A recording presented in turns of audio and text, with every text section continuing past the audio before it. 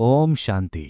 మన జీవితంలో మనందర్నీ ఎప్పుడో ఒకప్పుడు వేధించే ఓ పెద్ద ప్రశ్నకు సమాధానం తెలుసుకునే ప్రయత్నం చేద్దాం ఈరోజు. చూడండి, మనందరికీ అనిపిస్తోంది కదా, మంచివాళ్లేమో ఎప్పుడూ కష్టపడుతుంటారు, కాని చెడ్డవాళ్లు మాత్రం హాయిగా ఆనందంగా ఉంటారు. ఏంటి అన్యాయం అనిపిస్తోంది. అసలు ఎందుకిలా జరుగుతోంది? ఈరోజు ఈ కనిపించే తేడా వెనుక ఉన్న అసలు ఆధ్యాత్మిక రహస్యమేంటో చూద్దాం.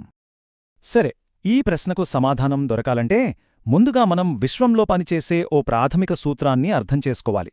మనకు గ్రావిటీ అంటే గురుత్వాకర్షణ శక్తి ఎంత నిజమో, కర్మ సిద్ధాంతం కూడా అంతే నిజం, అంతే పవర్ఫుల్.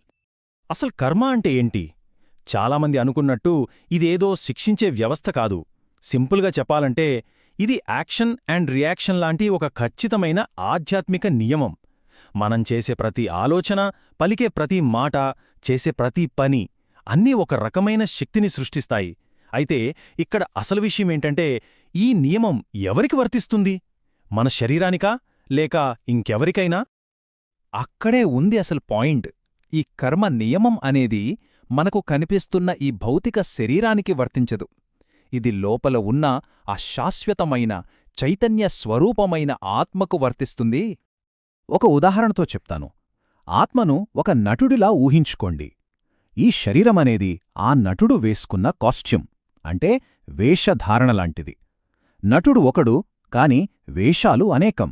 అలాగే ఆత్మ ఒక్కటే, కాని అది తన సుదీర్ఘ ప్రయాణంలో ప్రతి జన్మలో తన పాత్రను పోషించడానికి ఒక్కో శరీరమనే వేషాన్ని ధరిస్తుంది. సో ఈ నటుడు అంటే ఆత్మ ఒక డ్రామా నుండి ఇంకో డ్రామాకి, అంటే ఒక జీవితం నుండి మరో జీవితానికి ప్రయాణిస్తున్నప్పుడు తన కర్మల ఖాతాను తనతో పాటే తీసుకువెళ్తోంది. అంటే గత జన్మలో చేసిన పనుల లెక్కలన్నీ తనతోనే ఉంటాయి. ఆ పాత లెక్కల ఫలితాలే మనకు ఈ జన్మలో అనుభవాలుగా వస్తాయి. అవి మనకు స్పృహలో గుర్తు లేకపోయినా సరే. రైట్. ఇక్కడి వరకు అంతా క్లియర్ కదా? ఆత్మ ప్రయాణం, కర్మఖాతా ఇదంతా మన అసలు ప్రశ్నకు ఎలా సమాధానమిస్తుందో ఇప్పుడు చూద్దాం. మంచివాళ్లు ఎందుకు కష్టపడుతున్నారు అనే దానికి అసలు కారణమేంటో లోతుగా తెలుసుకుందాం. చూడండి, జరిగే ప్రతీదీ గతం యొక్క ఫలితమే. నాకు ఏది వచ్చినా రాకపోయినా అది నా గత చరిత్రే. దీని అర్థమేంటంటే, చాలాసార్లు ఇప్పుడు మన జీవితంలో జరుగుతున్న సంఘటనలు కొత్తవి కావు. అవి కేవలం ఎప్పుడో గతంలో మనం సృష్టించుకున్న కర్మఖాతాల సెటిల్మెంట్స్ మాత్రమే. ఈ విషయం ఒకసారి మనకు అర్థమైతే అప్పుడు జీవితం అన్యాయంగా అనిపించదు.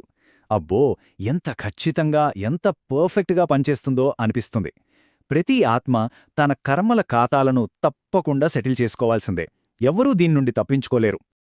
ఇప్పుడు ఈ టేబుల్ చూస్తే మనకు ఇంకా క్లియర్గా అర్థమవుతుంది.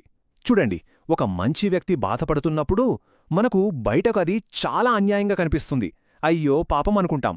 కాని అసలు కర్మలెక్క ప్రకారం ఏం జరుగుతోంది? వాళ్లు తమకు గుర్తులేని గతం నుండి వచ్చిన ఒక నెగటివ్ అకౌంట్ని క్లియర్ చేసుకుంటున్నారు. అంతే.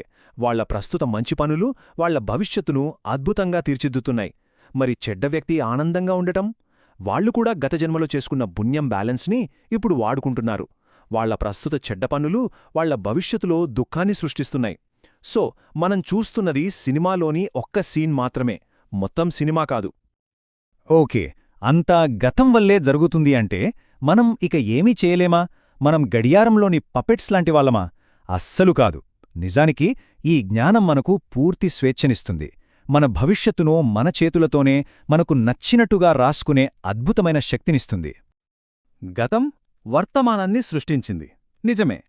కాని వర్తమానమనేది మన భవిష్యత్తును సృష్టించుకునే ఒక అద్భుతమైన సాధనం. కలం మన చేతిలోనే ఉంది. కొత్తగా నెగటివ్ ఖాతాలు సృష్టించడం ఆపేసి ఈ క్షణం నుండే ఒక బంగారు భవిష్యత్తును రాసుకోవడం మనం ప్రారంభించవచ్చు. మరి అందమైన భవిష్యత్తును ఎలా సృష్టించుకోవాలి? ఇక్కడ కొన్ని సింపుల్ స్టెప్స్ ఉన్నాయి. ఫస్ట్, నేను ఎవరు అని తెలుసుకోవాలి. నేను ఈ శరీరం కాదు, ఒక శాశ్వతమైన పవిత్రమైన ఆత్మను అని గుర్తుంచుకోవాలి. సెకండ్, ఆ సర్వాత్మల తండ్రి, సుప్రీం సోల్, పరమాత్మునితో కనెక్షన్ పెట్టుకోవాలి. థర్డ్, మన ప్రతి ఆలోచన, మాట, పనిలో పవిత్రతను పాటించాలి. ఒక చేతనమైన నిర్ణయం తీసుకోవాలి. అండ్ ఫైనల్లీ, ఇచ్చేవాళ్లుగా మారాలి. ప్రతిఫలం ఆశించకుండా అందరికీ శాంతి, ప్రేమ, మంచి వైబ్రేషన్స్ను పంచుతూ ఉండాలి. ఈ 4 విషయాలు పాటిస్తే పాపఖాతాల ప్రభావం నుండి బయటపడి మన కొత్త అదృష్టాన్ని మనమే సృష్టించుకోవచ్చు. సో మనం గుర్తుంచుకోవాల్సిన అత్యంత ముఖ్యమైన విషయమేంటంటే, మన విధిని ఎవరో మన కోసం రాయలేదు. దాన్ని రాసేది మనమే.